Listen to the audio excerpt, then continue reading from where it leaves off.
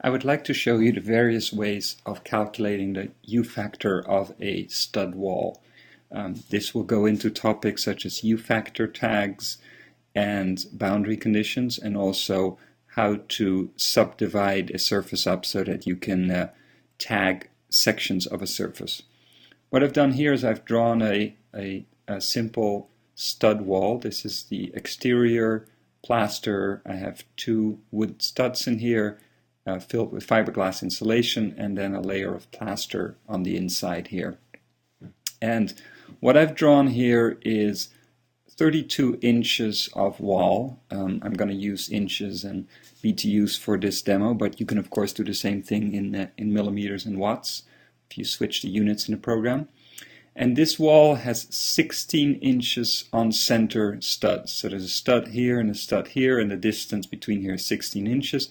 What I've drawn is I've drawn another 8 inches at the top here. So there's 8 inches to here, 16 inches here, and another 8 inches down here. So that makes it a 32-inch tall wall with 16 inches on center studs.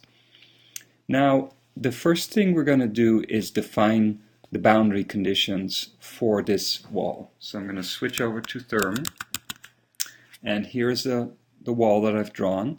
I'm going to click Boundary Conditions, and we're going to use the second option where it will just kind of remember properties of existing boundary conditions, even though there aren't some, but this is a good default to use most of the time.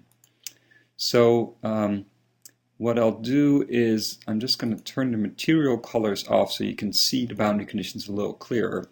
Here it is, and they're all black right now because they're adiabatic. So I clicked on this one, the exterior one, and it shows adiabatic. And what I'm going to pick for it is exterior winter.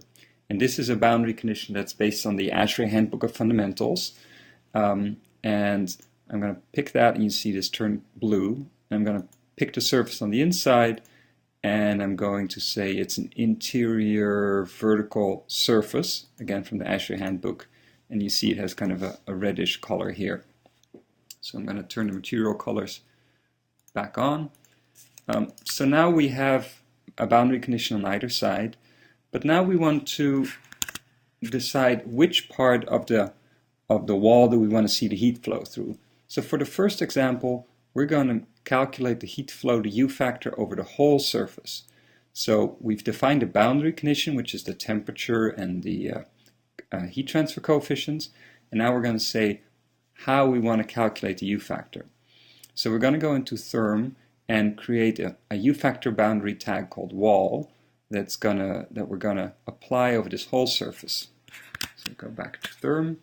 I'm going to go Library U factor names, and you see in here I don't have wall. You might have wall in there already. If you do, then you don't have to do this step.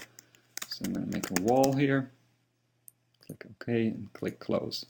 Now when I double click on this surface, you see the boundary condition that we just chose earlier, but you also see a U factor surface box. And in here what I'm going to pick is wall. And so what this does is it will calculate the U factor over this surface and assign it to a name wall. So I'm going to click OK, and I'm going to click Calculate. And I see the isotherms here. Now I want to look at the U factors. And here's my U factor for this tag that I call wall. The delta T inside outside 17 degrees. You don't have to worry too much about that. The height, like I said, is 32 inches, the whole wall. And this is the U factor value. So I'm actually going to copy that in a little bit, but let me show you what the other ways are that you could calculate a wall U factor. So this is what I call example A, where you tag the whole surface. What you could also do, since there's symmetry, which is the important part with heat transfer, you see that this part, if you think about flipping it up, flipping it down, it's a mirror image. The top part is exactly mirrored from the bottom part.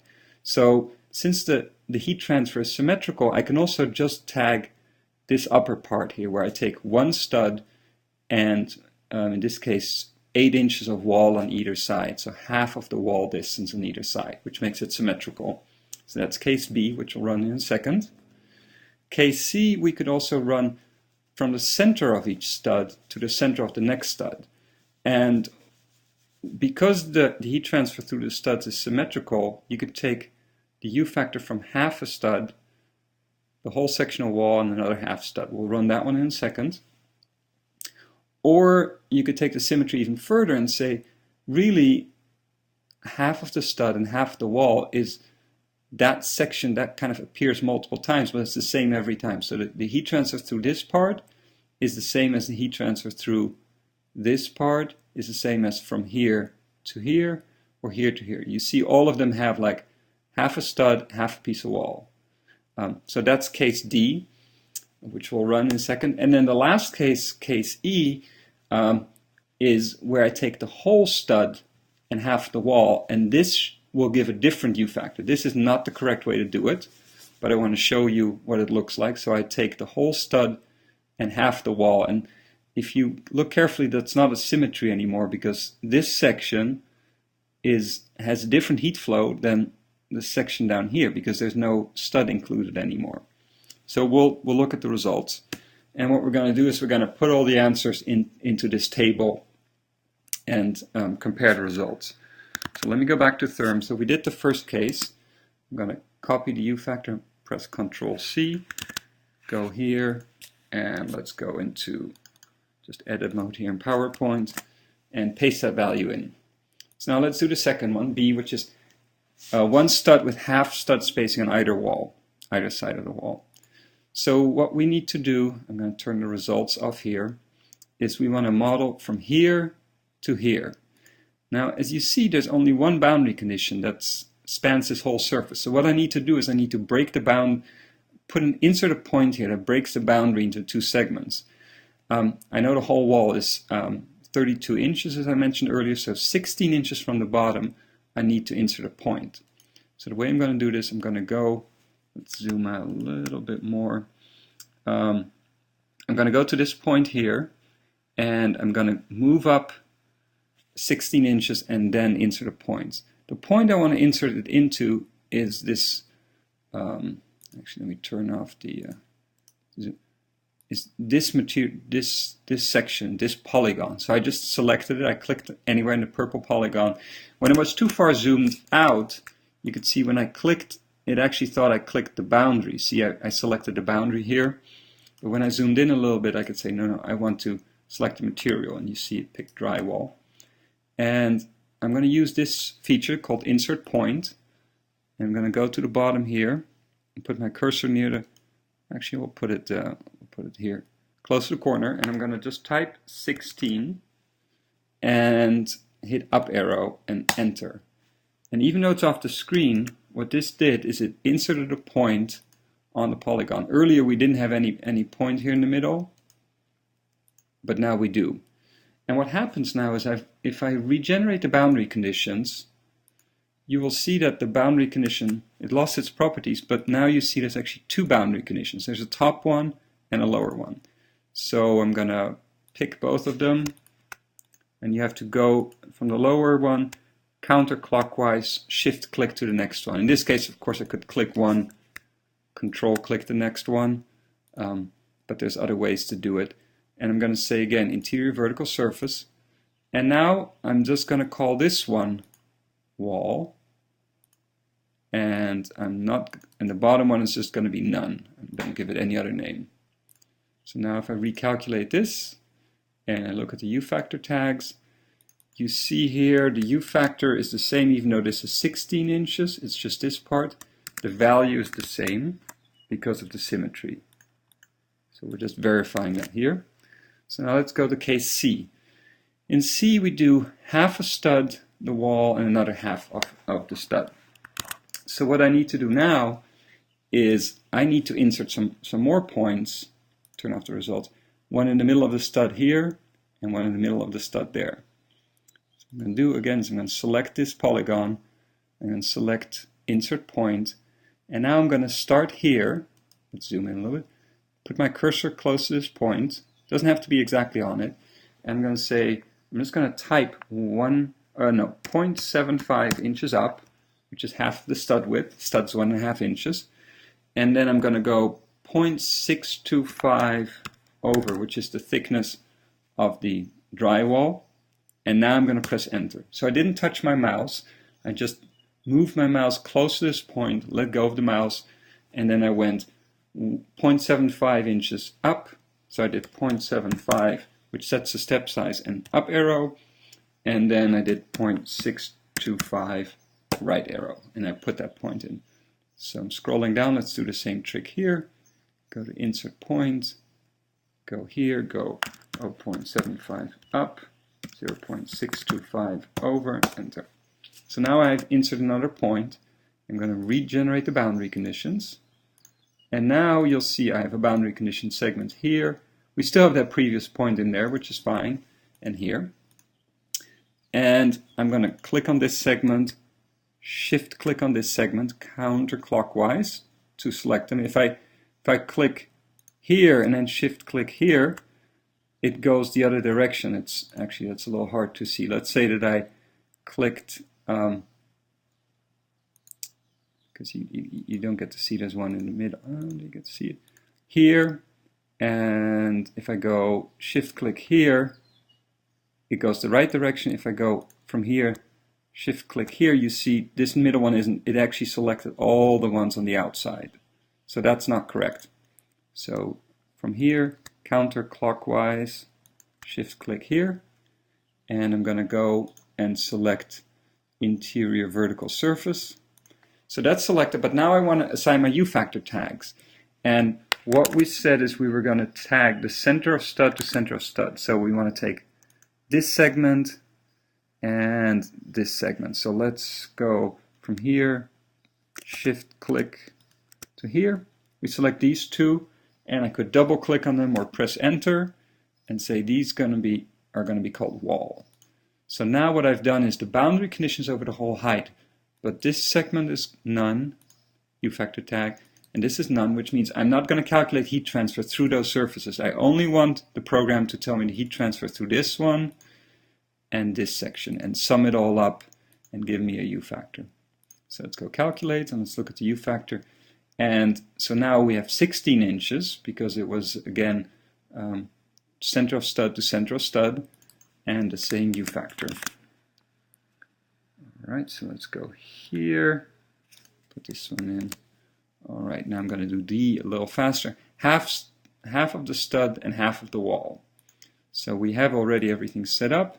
So what I'm going to do is I'm going to go from here to here and set this all to none. You see it says multiple selection because some of these UFACTOR tags in this section, these two are set to wall, this one's set to none. I'm going to set them all to none. And I'm just going to pick this upper part and set that one to wall. So let's calculate those results. And you see now it's only 8 inches. And the UFACTOR is, I think, still the same. Yep. And now last case E, which I think gets different results, we'll see in a second. I'm going to tag the whole stud and half of the wall. So I have to insert another point because this point is in the middle of the stud, but we want a point right here. So I'm going to select this polygon, insert point, go here and go 0.625, the thickness of the drywall over, and hit enter. So now we've put a point in. Now when I regenerate the boundary conditions, I'm going to pick from here to here and make sure they're all interior vertical surface. And now I'm going to pick this one and this one and say that is wall. So that will tag from this whole surface as wall. Let's calculate it. And I think it'll be a different result. Yep, it's 0.088, and the length is now 8.76 inches, so that's not right. When we go here, we see the result change from 8.84 to 8.8. So there you have it. UFACTOR tags, there's many ways to tag a wall. What you look for is symmetry. So all these cases give the same result because there's a certain symmetry in the heat flow. The previous part I showed you was for a wood stud wall where the stud itself has symmetry. If you ever do a steel stud wall, like in this case where, let me zoom in on it here, in THERM, you have a a steel stud like this in a wall that is not symmetrical, because if you cut it through the middle here, the bottom part has a continuous metal and the top part does not. So if you have this example, the correct ways to calculate the U factor are, you could still do style A where you calculate the whole wall U factor. This style is also okay because you include the whole stud and two pieces of wall above it and below it. And you can imagine if you mirrored it over this line, you see the symmetry.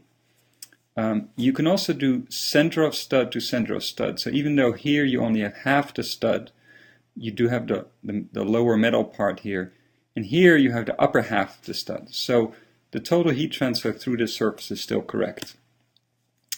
What you cannot do, however, is the what we call D in the previous example, where you take half of the stud and half of the wall here. And that doesn't work because this stud is not symmetrical, and so if you only modeled half of it, it won't work. It did work okay for a wood stud because it's symmetrical. And what also doesn't work is if you just include the whole stud here and half a piece of wall, because now this piece of wall here is different because it doesn't have part of the heat transfer of this stud in it. So this case E was incorrect for the regular stud wall, and it's also incorrect for the steel stud wall. So there's a little bit of detail what happens when you have a non-symmetrical stud like a U-channel steel stud.